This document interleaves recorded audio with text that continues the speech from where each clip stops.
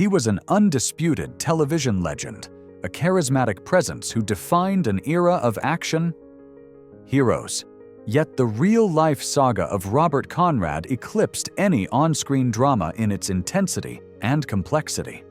From the dizzying heights of fame and considerable fortune, his path veered into unforeseen struggles and profound personal challenges. What truly transpired for the iconic star of The Wild Wild West during his final years? The story behind Robert Conrad's existence, encompassing his secluded retreats, the family that formed his core, and the poignant reality of his last moments, is a compelling narrative of resilience, passion, and human frailty. Dear viewers, before continuing this video, we kindly ask you to like and subscribe to our channel. Also, if you want to receive notifications about new video releases, please hit the bell icon. Thank you for your understanding. For legions of television viewers, Robert Conrad remains indelibly etched in memory as James T. West, the dauntless, resourceful Secret Service agent at the heart of The Wild Wild West. This inventive CBS sci-fi western, a cultural touchstone, captivated audiences from 1965 to 1969 with its unique blend of espionage, steampunk gadgets, and frontier action. Later, he would command the screen as Major Greg "Pappy" Boyington, the unconventional leader of a misfit squadron in Black Sheep. Also known as Black Sheep Squadron, a World War II drama that, though relatively short-lived on NBC, garnered critical acclaim for its gritty realism and ensemble cast. But Conrad's talents were not confined to acting.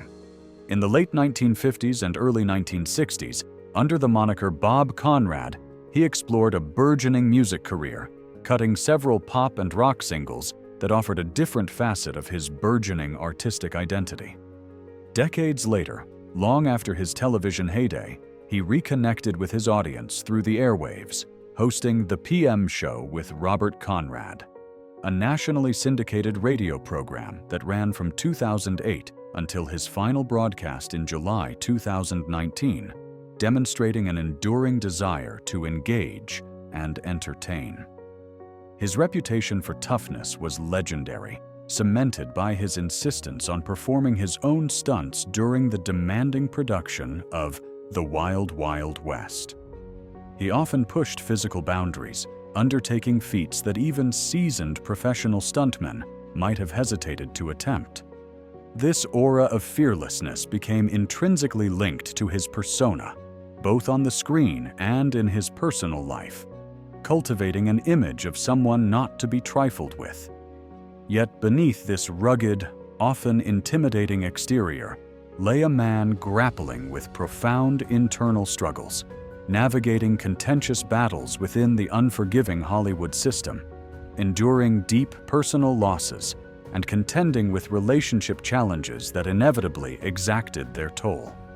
His charisma was undeniable, a potent force even in his younger years. Robert Conrad was the quintessential heartthrob of his era, a man exuding charm, unwavering confidence, and striking good looks. Women were captivated by his presence, and many men found themselves admiring his magnetic appeal, particularly during his prime.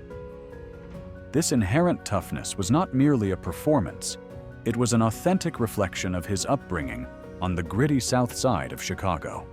Born in 1935 to teenage parents, Leonard Falk and Jacqueline Hubbard, resilience was a lesson learned early. His father toiled in a chocolate flavoring plant in New Jersey, while his mother carved out a career as a publicist. The divorce of his parents when he was still a child meant Jacqueline shouldered the responsibility of raising him alone. She was, by all accounts, a formidable woman who instilled in him a similar strength, keenly aware that the world would offer him few concessions. A period spent at a strict military academy further reinforced this disciplined, unyielding mindset. Eventually, when Jacqueline remarried, Robert was sent to live with his grandmother. By then, the seeds of resilience and fearlessness had firmly taken root, becoming defining characteristics that would shape the trajectory of his entire life. At the remarkably young age of 15, displaying characteristic impulsiveness, he enlisted in the Marines. However, when his true age was discovered by his superiors, he was promptly discharged. Regulations were absolute, and a minimum age of 17 was required to serve. This early setback, rather than deterring him, seemed only to galvanize his resolve. This innate toughness would later prove to be his most significant asset in the competitive crucible of Hollywood, though his journey to stardom was far from instantaneous. He was, in fact, a financially struggling college dropout when he made the pivotal decision to elope with his first wife. Robert Conrad embodied an uncompromising toughness in nearly every aspect of his life. Yet when it came to matters of the heart, he was known to follow his emotions without a second thought, even if it meant veering significantly off a conventional course. He loved with an intensity that could sometimes border on recklessness, and was unafraid to allow his feelings to dictate his actions. While pursuing studies at Northwestern University, he encountered Joan Kenley, and the attraction was immediate and profound. Foregoing the completion of his education, he made a characteristically bold move. He dropped out of university and eloped with her in 1952. Joan hailed from a background of considerable wealth. Her father was a successful lawyer, and she had received her education at an elite religious boarding school. Conrad, in stark contrast, was a mere 17 years old, without financial resources, and at the time lacking any tangible prospects for the future. Driven by a fierce determination to prove himself a worthy husband and provider, he once again found himself stretching the truth about his age, this time claiming to be 21 to secure employment as a docker. Despite their vastly different origins, Robert Conrad and Joan Kenley were resolutely committed to building a life together. Her affluent family, predictably, registered their strong disapproval of the union. In response, the young, impassioned couple resorted to drastic measures. They adopted new names and eloped in utmost secrecy, carefully shielding their identities to prevent any interference from disapproving relatives. Their clandestine romance continued until later that same year, when they chose to resurface, ready to welcome their first child into the world. With the impending arrival of a baby, Conrad threw himself into a whirlwind of activity to make ends meet, moving from one job to another with tireless energy. He worked on the docks, labored in a candy factory, and even delivered milk, undertaking any and all forms of employment to support his burgeoning family. Financial resources were undeniably scarce, but the strength of their love provided the foundation for their shared journey. However, Conrad's inherently combative nature occasionally led him into difficulties. 2 years after settling into domestic life, he found himself unemployed after being dismissed from his job as a docker. The cause for his termination was his leadership in a petition aimed at ousting their union steward. Suddenly, without a steady income, he turned to singing in local cafes, hoping to capitalize on his natural vocal talent. Despite his earnest efforts, significant success remained elusive until a fortuitous encounter with Nick Adams, an ambitious up-and-coming actor who recognized Conrad's potential. Adams pledged to help Conrad secure a foothold in Hollywood, a promise he diligently fulfilled. In 1957, leveraging Adams's valuable connections, Conrad landed a contract with Warner Brothers, earning a respectable $250 per week. His definitive breakthrough arrived when he was cast in the role of private investigator Tom Lopaka in the popular television series Hawaiian Eye, a part that firmly set him on the path to stardom. With success, however, came a new set of expectations and limitations. For decades, Robert Conrad meticulously cultivated his reputation by portraying fearless, no-nonsense tough guys on television. He flourished in roles that allowed him to channel his innate intensity and rugged charisma, but this very image eventually transformed into a double-edged sword.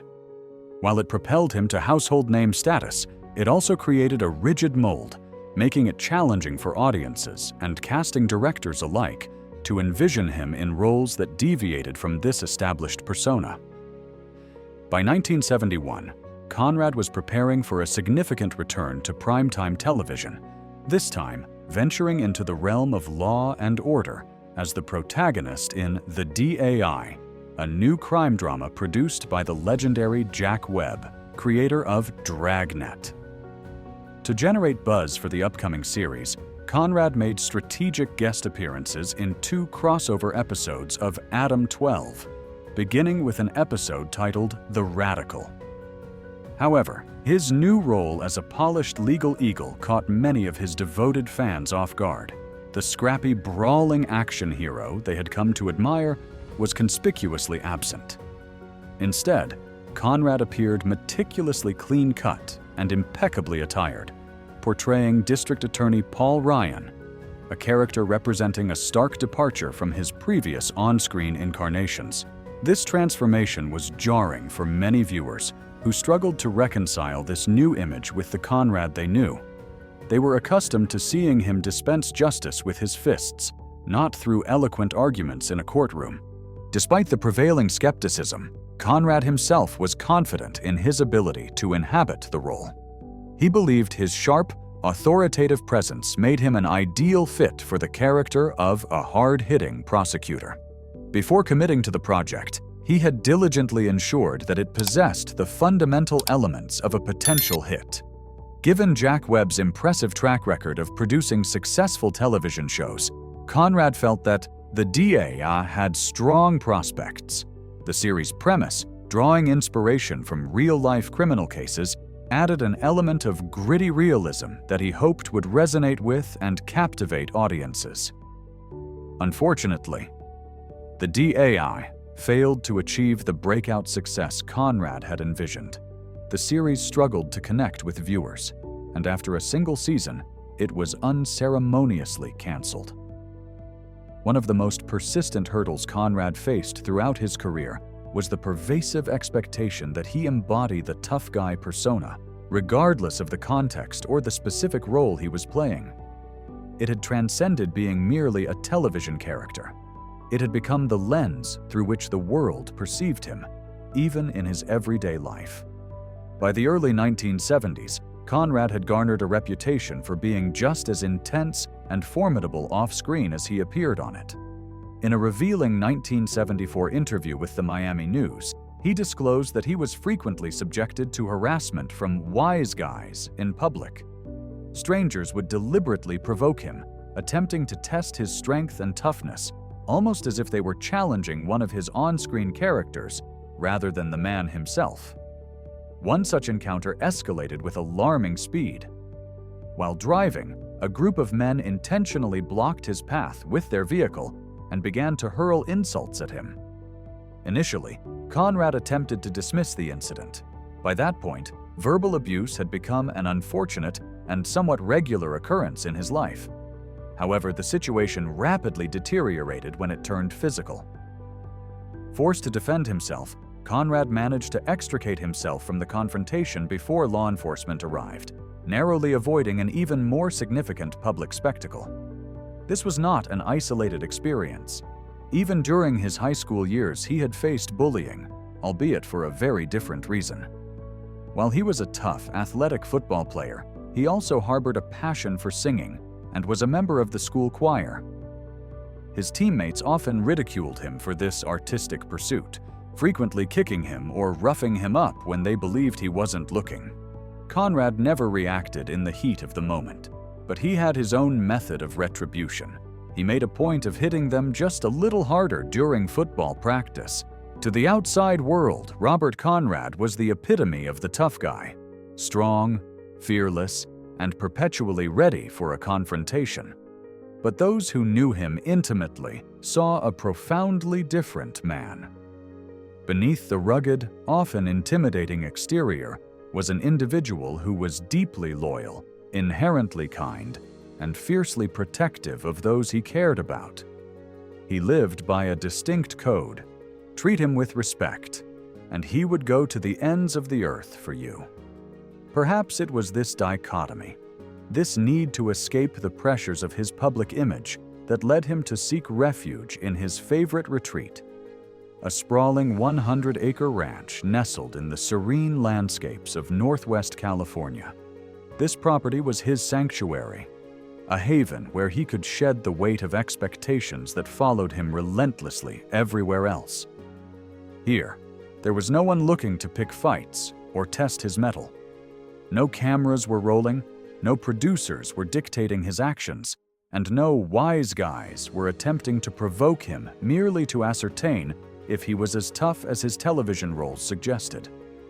Life on the ranch was characterized by its simplicity, and that was precisely how he preferred it.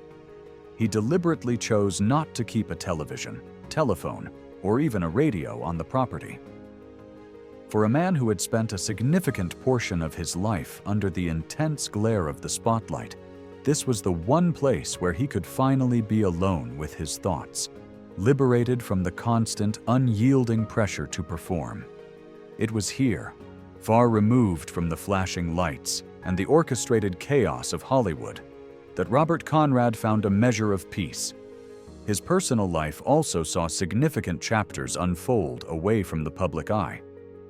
Robert Conrad encountered his second wife, Lavelle Defan, in 1978, under circumstances that were, by any measure, rather unconventional. At the time, he was 43 years old and still legally married to his first wife, Joan Kenley, while Fan was a mere 17. Their paths crossed in Atlanta, where Conrad had traveled to serve as the master of ceremonies for a pageant event. Fan was present to pass on her title as Miss National Teenager when the veteran actor, with characteristic boldness, inquired on live air when she would reach the age of 18. "I asked her on the air when she would be 18, Conrad later recounted. "She said in a week, and I said, 'Call me in a week.' She didn't, but I called her." He often laughed about the moment, once quipping that it wasn't robbing the cradle, it was grand theft. Despite the considerable age difference, their relationship blossomed, and in 1983, they formalized their union in marriage. The newlyweds then relocated to Bear Valley, California, a tranquil and secluded mountain town that, at the time, boasted a population of only about 100 residents. It was a world away from the glitz and relentless pace of Hollywood. For Fan, however, the move signified more than just a change in geographical location. It was a testament to her commitment. "You've really got to be into a guy to want to move with him and live this kind of life," she once remarked. Conrad, for his part, held his wife in high esteem, describing her as the most honest, real person I know. Together, they built a life in this secluded haven and welcomed 3 daughters, Kaya, Camille, and Chelsea. Reports from 2006 indicated that the couple was still residing in the same quiet, picturesque area near Lake Tahoe. However, their marriage eventually came to an end in 2010, after 27 years together. It was around this period that Conrad found himself confronting one of the most arduous battles of his life. A tragic accident on March 31, 2003, irrevocably altered the course of Robert Conrad's later years. At the age of 73, while driving his 1995 Jaguar along Highway 4, he veered across the center line and collided head-on with a 1990 Subaru driven by Kevin Allen Burnett. At the time of the devastating crash, Conrad's blood alcohol level was measured at over 0.22%, nearly 3 times the legal limit of 0.08%. Consequently, he was charged with 2 felony counts, one for driving under the influence and another for operating a vehicle with a blood alcohol concentration exceeding the legal threshold. His initial court hearing was postponed for a month, rescheduled to June 10th, to allow him time to recover from the significant injuries he sustained in the collision. Ultimately, Conrad pleaded guilty to both charges. On November 26, 2004, he was sentenced to 6 months of house arrest and placed on 5 years of probation. Additionally, he was ordered to pay more than $3,600 in fines, complete an alcohol counseling program, and was strictly barred from frequenting bars. Despite the original terms of his sentence, Conrad was granted an early release from probation, serving less than half of the mandated 5-year term after a county judge ruled that he no longer required supervision. When questions subsequently arose regarding the possibility of reopening the case, Conrad's legal counsel successfully argued that such an action would violate double jeopardy laws, which prohibit an individual from being tried for the same crime twice. The ruling stood, and the case was officially closed. The repercussions of the accident were severe for Conrad himself. He endured multiple surgeries and underwent an extensive and arduous physical therapy regimen. His struggles were visibly apparent during his court appearances, where he relied on a cane for support, his other arm often immobilized in a sling. Despite his own debilitating condition, he expressed profound concern for the other driver involved in the crash, stating that he was praying for his recovery. His attorney, Jeffrey Tuttle, was among the first to comprehend the full extent of Conrad's injuries.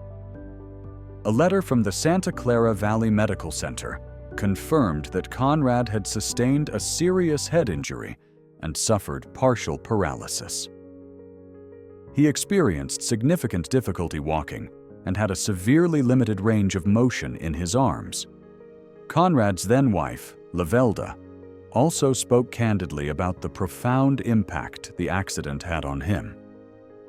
In addition to his spinal cord injury, he had lost approximately 60% of the function in his left arm and was largely confined to a wheelchair. The immense physical toll, compounded by the emotional weight of the incident, plunged him into a deep and persistent depression. Beyond the physical injuries, Conrad also experienced significant neurological effects.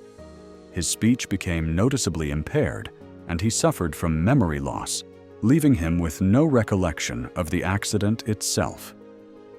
These cognitive changes likely played a significant role in his decision to take on fewer acting roles in the ensuing years.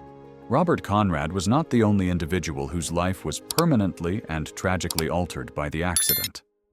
The other driver, Kevin Allen Burnett, also suffered devastating injuries that resulted in lasting and life-changing consequences.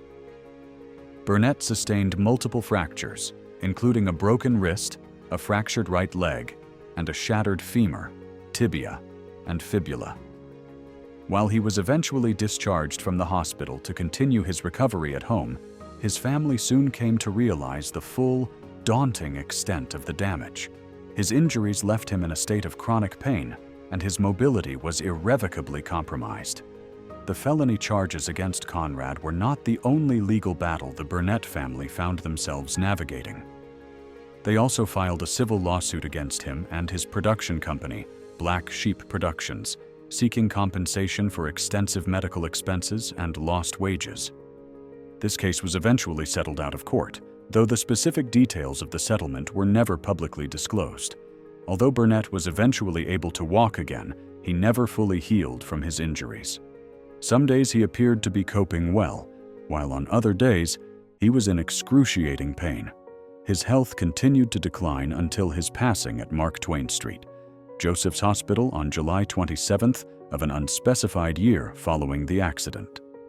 An autopsy revealed that Burnett died from perforated gastric ulcers, but his family held the profound belief that the 2003 accident had significantly contributed to his premature death. His father, Kevin Burnett Sr., suspected that the ongoing, debilitating pain, combined with the immense stress of the protracted legal battles, had taken an insurmountable toll on his son's overall health. With both the criminal case and the civil lawsuit having been settled, the Burnett family chose not to pursue any further legal action. Instead, they expressed a desire to raise awareness about the devastating dangers of drunk driving.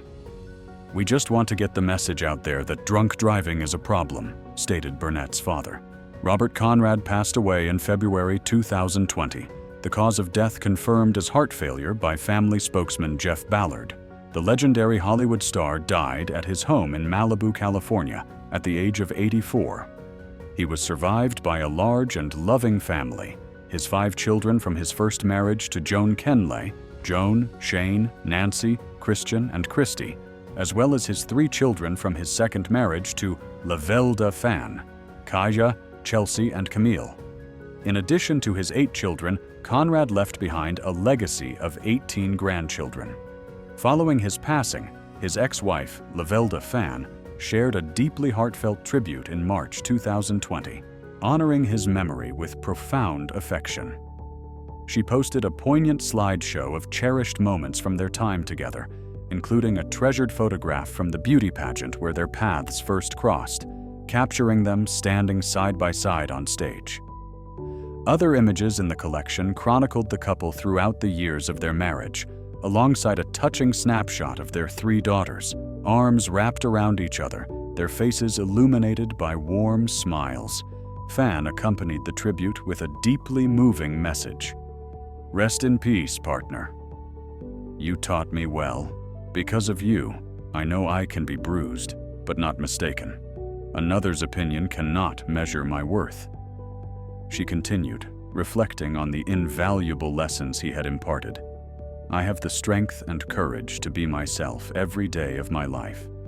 Thank you for the challenge and the greatest gift of all. Kaja, Camille, and Chelsea." He was, by all accounts, a strict and decidedly old-school father to his 8 children. Despite the considerable demands of his high-profile career, he and his first wife, Joan Kenley, diligently instilled strong values in their children, emphasizing the paramount importance of honesty, hard work, and unwavering morality. As they matured, Conrad expressed immense pride in the individuals his children had become.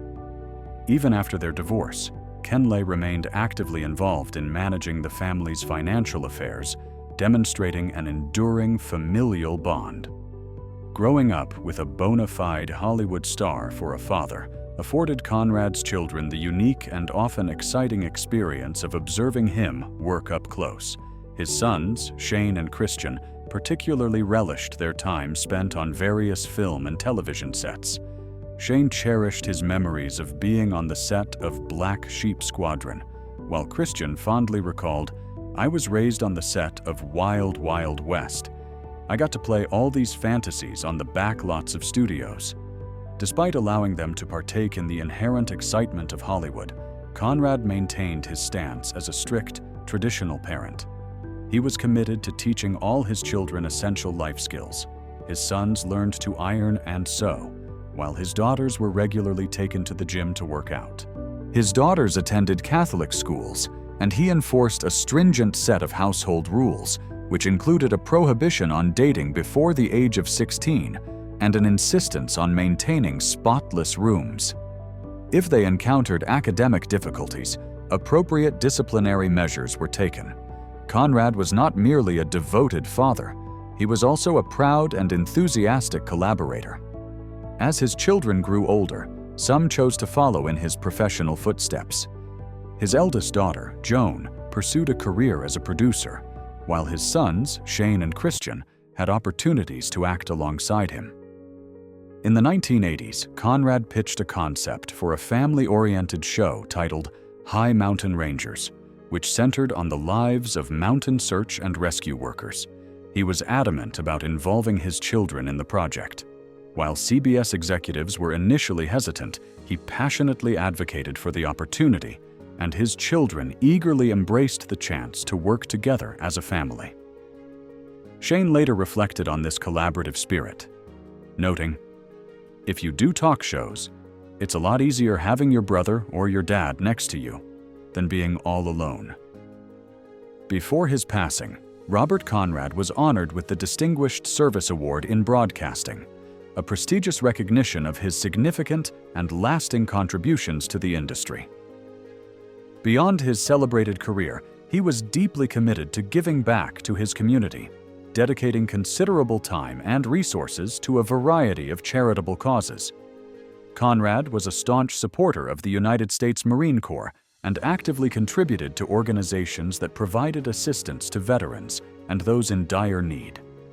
He was notably involved with the Paralyzed Veterans of America and the Wounded Warrior Project, both of which offer crucial aid to injured service members. Additionally, he lent his support to the Jimmy Huga Endowment, an organization dedicated to helping individuals living with multiple sclerosis. His generosity and unwavering dedication to these causes reflected his profound sense of responsibility towards those who had served their country and those facing significant health challenges. At the time of his passing in February 2020, Robert Conrad's estimated net worth was reported to be around $10 million.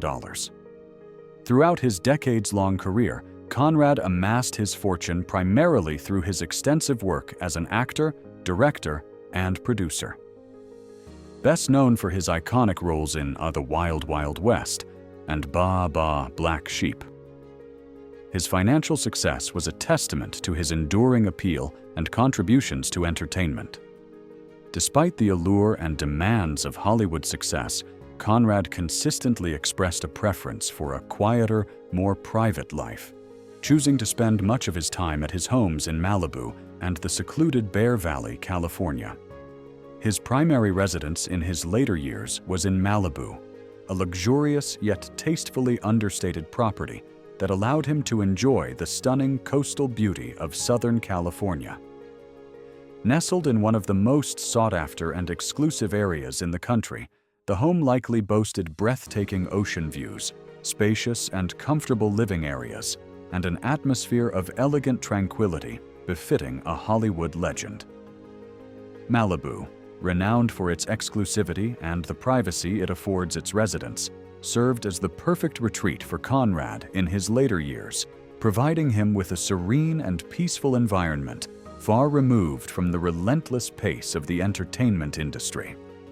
For many decades, Conrad also owned a secluded and cherished home in Bear Valley, California, a small, unassuming town nestled in the mountains, with a population of fewer than 200 people at the time he resided there.